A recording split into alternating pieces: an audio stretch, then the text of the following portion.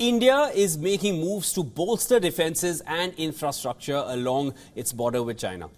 Over 68,000 army soldiers, around 90 tanks and other weapon systems have been airlifted by the Indian Air Force to eastern Ladakh. Now, as per reports citing defence and security sources, they have been deployed along the line of actual control after the Galwan clashes of 2020. The Indian Air Force deployed its Su-30 MKI and Jaguar jets in the region for round-the-clock surveillance and intelligence gathering on the enemy build-up.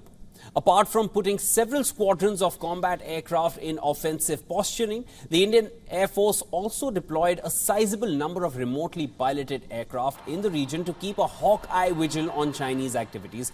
Other equipment deployed includes nearly 330 BMP infantry combat vehicles, radar systems and artillery guns. Sources said the total load was 9,000 tons and that it displayed the Indian Air Force increasing strategic airlift capabilities. New Delhi is taking decisive measures to strategically combat Beijing's growing presence near the border regions. This also includes real-time monitoring radars.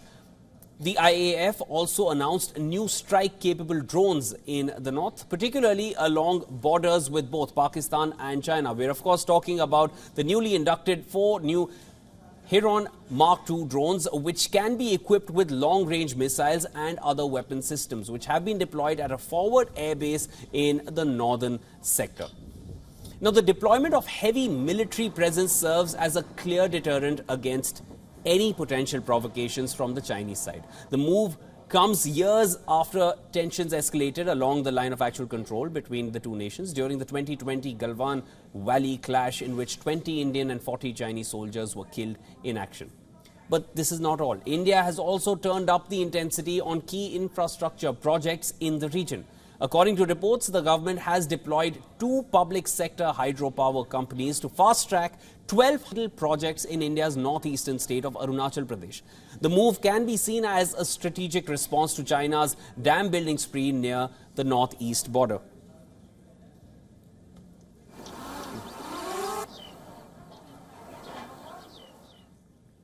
All right, for more on this, we are being joined by Mr. Brahma Chalani. He is a Professor Emeritus for Strategic Studies at the Center for Policy Research. Welcome to the broadcast, sir. Always a pleasure to have you on board. Thank you. Sir, to start it off right away, do you think the talks in the 19th round will start off where they ended back in May? And what can one expect from the Corps Commander talks which are currently going on? The talks have been going on since middle of 2020. This crisis along the entire border was created by China's encroachments in key borderlands of eastern Ladakh. That happened in April-May 2020, which resulted in a series of clashes. It also resulted in the Galwan Valley clash in June 2020. Now, 4 so-called buffer zones have been created following these talks that have been ongoing. These 4 buffer zones have largely been created on Indian territory. Indian forces have retreated further back into their own territory. The last buffer zone that was unveiled was in September last year.